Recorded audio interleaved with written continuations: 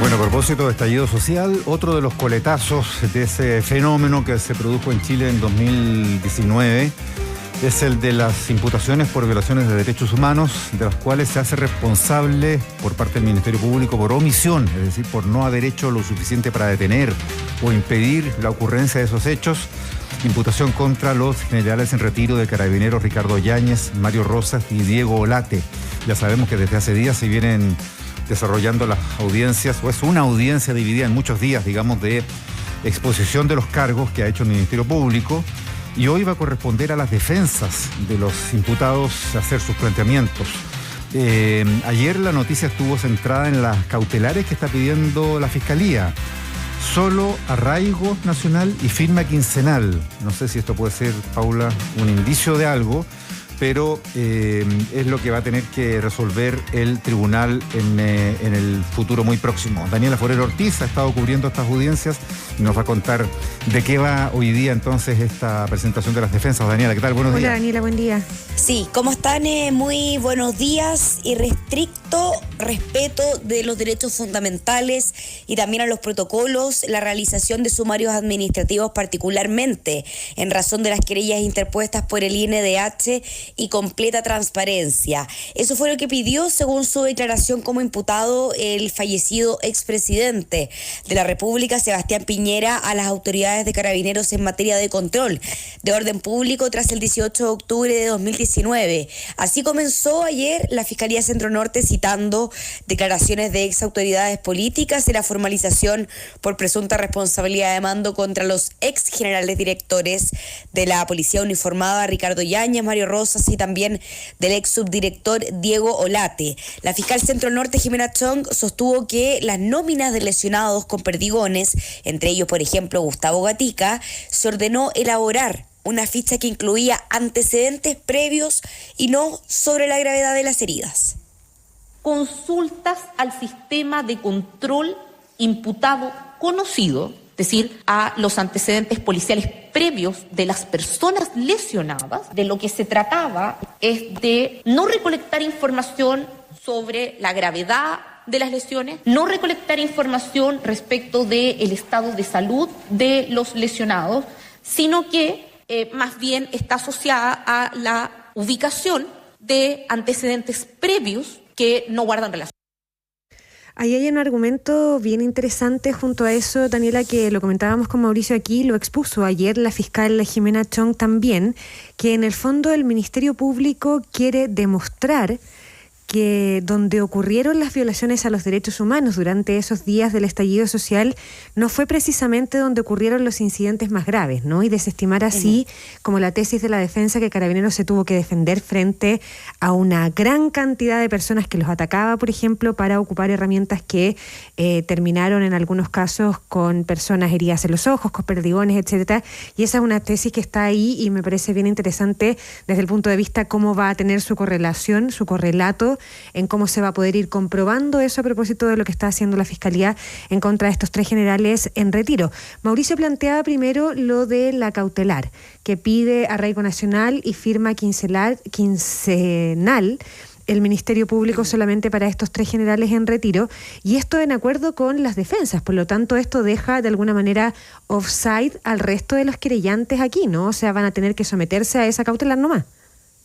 Claro, eso es súper interesante, Paula, lo que tú mencionabas en un principio, cómo ellos van a dar antecedentes para finalmente derribar todo lo que plantea la defensa y ahí, por ejemplo, eliminar directamente una especie de legítima defensa y que ellos habrían actuado en defensa tanto de ellos, de la integridad de ellos, como también de civiles. Pero claro, si bien la Fiscalía Centro Norte llegó a un acuerdo con la defensa y pidió medidas cautelares de menor intensidad, estamos hablando de arraigo nacional y firma quincenal, hay querellantes que pidieron su prisión preventiva. Por ejemplo, una de ellas es Karina Fernández, quien se refirió al punto que mencionábamos anteriormente respecto a las nóminas, a estas fichas en que presuntamente Carabineros, en vez de detallar las lesiones, detallaban los antecedentes penales. Acá Karina Fernández se refirió a esto y dijo que constituye una proposición de prueba, y también se refirió a la figura de generales en retiro y no de ex general, como por ejemplo lo podría ser un ex fiscal o un ex juez. En el caso de estas instituciones jerarquizadas se habla de el rango y con la palabra que viene después, que es en retiro. Pasemos a escuchar las palabras de Karina Fernández, querellante en la causa que pide la prisión preventiva para estos 3 ex altos oficiales. Constituye una forma, lejos de haber hecho cesar e impedir como mecanismo que continuaran estos hechos, que ya señalamos tuvo un pic el día además siguiente, constituye una preconstitución de prueba. Y esos son los aspectos más delicados que estamos hablando respecto de personas institucionalmente protegidas que, insisto, son generales en retiro, pero también, justamente, a diferencia de lo que ocurre con un fiscal o con un juez cuando dejan sus cargos, que son ex fiscales o ex jueces, los generales son en retiros. Bueno, ahí hay una disquisición que puede ser interesante de detallar, pero que no sé si dice tanta relación finalmente con el fondo de las decisiones, Daniela. Sobre lo de la estrategia de la acusación del Ministerio Público que describía Paula antes, Daniela, sí, yo no puedo evitar recordar cómo en los días más aciagos post 18 de octubre y en las coberturas y transmisiones casi continuas que tuvimos por esos días, fue intensísimo lo que vivimos todos, algunos desde un lugar mucho más tranquilo como estos micrófonos, relatando lo que ocurría con nuestros equipos en la calle, sí que tenían que encarar muchas veces la violencia y no pocos riesgos. Recuerdo yo que más de alguna vez hicimos el punto, y en lo personal lo recuerdo, hice el punto, respecto de una represión que uno veía focalizada en una manifestación, por ejemplo, en los alrededores de Plaza Italia, mientras a 3 cuadras había un vandalismo desatado frente al cual no había represión, porque muchas veces en todos estos años hemos visto una práctica una táctica de los elementos más violentos del vandalismo, muchas veces vinculado, y se suele decir, al lumpen, en fin, que se inserta, se infiltra desde los colegios emblemáticos hasta todo tipo de manifestaciones que hacen de las suyas, muchas veces obligando incluso hasta los mismos carabineros, antes de fuerzas especiales, de fuerzas especiales, ahora de control de orden público, así llamados, a retroceder. Es decir, estas continuas escaramuzas muchas veces ponen en jaque a la misma fuerza policial y son elementos muy violentos, muchas veces muy juveniles, que se enfrentan casi a ganador con las fuerzas especiales.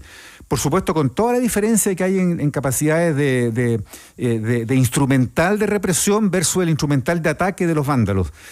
Pero ojo, no miremos tampoco en menos esta última capacidad de ataque, porque con una bomba Molotov te puedes causar un tremendo daño y se supone que al menos la policía tiene que dirigir bien las armas que usa.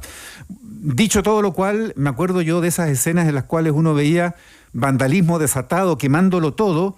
¿Y dónde están los carabineros? Exacto. Y en cambio uno veía a los carabineros con el carro lanzaagua apuntando contra la gente que se manifestaba pacíficamente en Plaza Italia.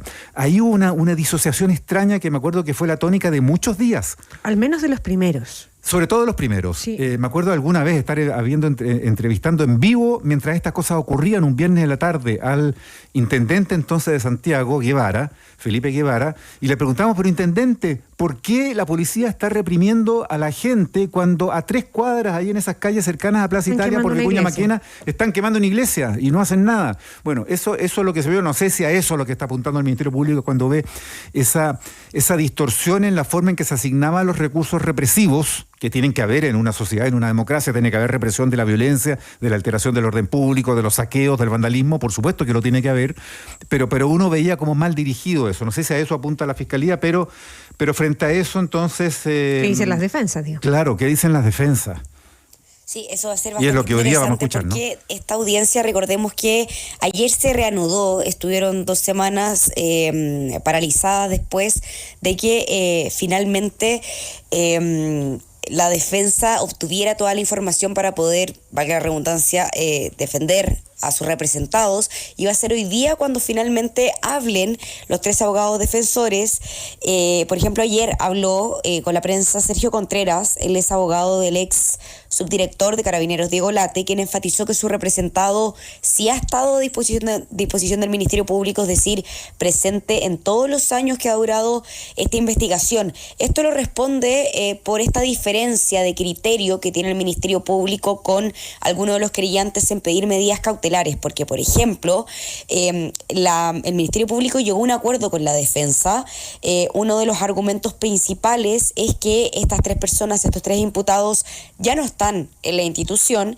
Entonces, uno de los argumentos para no pedir una medida cautelar más gravosa. Sin embargo, los creyentes siguen insistiendo en que ellos tuvieron una participación prácticamente de autores en estos delitos omisivos, que lo pudieron haber evitado porque tenían la información, y en el caso de que no se decrete la prisión preventiva en subsidio, que es lo que piden algunos, el arresto domiciliario total. Y llamó la atención porque habían varios querellantes que, además de pedir el arraigo nacional, firma quincenal u otras medidas con menor intensidad, también pedían de que se prohíba el porte de armas de estos 3 ex altos mandos de Carabineros. De hecho, Karina Fernández, una de las abogadas querellantes, lo que hizo ayer fue que planteó al tribunal que a ella le parece bastante preocupante que estas 3 personas, estos 3 imputados, pasen por otro control, y haciendo alusión a que ellos tienen el derecho de portar armas. Finalmente esto fue derribado, estos 3 imputados no andaban con armas, al igual que su equipo de seguridad, y también el tribunal dejó claro que finalmente ellos pasan por el mismo control de seguridad que todos los intervinientes. Eso también es importante destacar, pero no deja de llamar la atención esta petición que hacen algunos querellantes en que estos ex altos mandos no puedan portar armas mientras dure este proceso. Como decíamos, finalmente habló Sergio Contreras, abogado de Diego Late, quien dijo que su representado ha estado a disposición del Ministerio Público y que van a respetar este acuerdo que hicieron con la Fiscalía Centro Norte.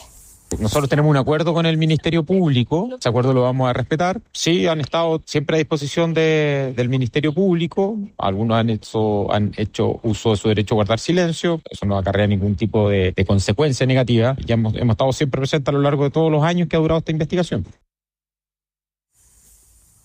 Bueno, ¿y qué se espera entonces? Hoy día parte de las defensas, se espera recién que el jueves, un día antes de que se cumplan 5 años del denominado estallido social, el 7º Juzgado de Garantía de Santiago entregue su resolución respecto a medidas cautelares para ver cuál va a decretar y si es que decreta o no alguna medida cautelar respecto a estos 3 imputados. Claro. Daniela Forero Ortiz, gracias por todo. Buenos días. Que estén bien, buen día. Igual tú.